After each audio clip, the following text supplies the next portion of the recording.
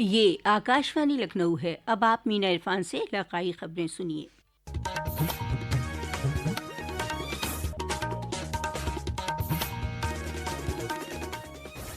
وزیر اعلیٰ یوگی آدتیہ ناتھ نے کل لکھنؤ میں جی ایس ٹی اصلاحات پر منعقد ایک پریس کانفرنس میں کہا کہ وزیر اعظم کا یہ فیصلہ ملک کے لوگوں کو مہنگائی سے راحت اور تجارت کو رفتار دینے والا ہے۔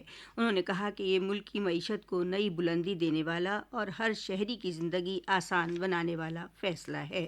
ایک بہت جی ایس ٹی کونسل نے ابھی حال ہی میں 3 ستمبر کو جو اپنی 56ویں بیٹھک ہوئی ہے اس میں اس پر پوری چرچا کرنے کے اپرانت سروسمتی سے اس کا انمودن کیا ہے، اور جو 22 ستمبر سے شاردیہ نوراتری کے اوسر پر لاگو ہو رہا ہے، مکھیہ روپ سے یہ اب تک کے ٹیکس ریفارم کا ایک بہت بڑا ابھیان کا حصہ ہے، اور یہ آدرنیہ پردھان منتری جی کا دیش واسیوں کو دیپاولی کا گفٹ بھی ہے۔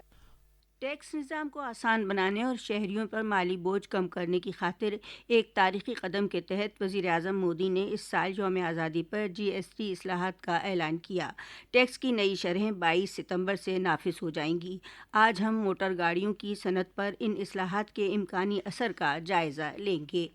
عام شہری کو ایک بڑی راحت دیتے ہوئے جی ایس ٹی کونسل نے دوپہیہ اور چھوٹی گاڑیوں پر ٹیکس شرحوں میں بڑی کٹوتی کی ہے۔ نئے سلسلے کی جی ایس ٹی اصلاحات کے تحت سرکار نے 350 سی سی تک کی دوپہیہ گاڑیوں پر جی ایس ٹی 28% سے کم کر کے 18% کر دیا ہے۔ جی ایس ٹی میں اس کمی سے ذیلی متوسط طبقے کے کنبوں، نوجوان پیشہ ور افراد کو راحت ملے گی جو اپنے گزر بسر اور روزمرہ کی ضرورت کے لیے کم خرچ والے ٹرانسپورٹ پر انحصار کرتے ہیں۔ ادھر چھوٹی گاڑیوں پر بھی جی ایس ٹی کو 28% سے کم کر کے 18% کیا گیا ہے۔ اس قدم سے متوسط طبقے کے لیے چھوٹی گاڑیاں خریدنا زیادہ کفایتی ہونے کا امکان ہے، جس سے موٹر گاڑیوں کے شعبے کو بھی فروغ حاصل ہوگا۔ جی ایس ٹی کم کرنے سے مینوفیکچرنگ، سیلز، سروس اور فائنینسنگ میں روزگار کے مواقع پیدا کرنے میں بھی مدد ملے گی، جس سے ملک کی ترقی کی رفتار تیز ہو سکے گی۔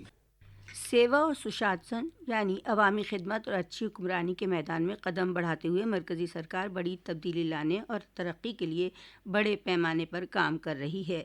سیوا پرو کے عنوان سے خصوصی سلسلے میں آج ہم بات کر رہے ہیں خواتین کو بااختیار بنانے کے عمل کی۔ پیش ہے ایک رپورٹ۔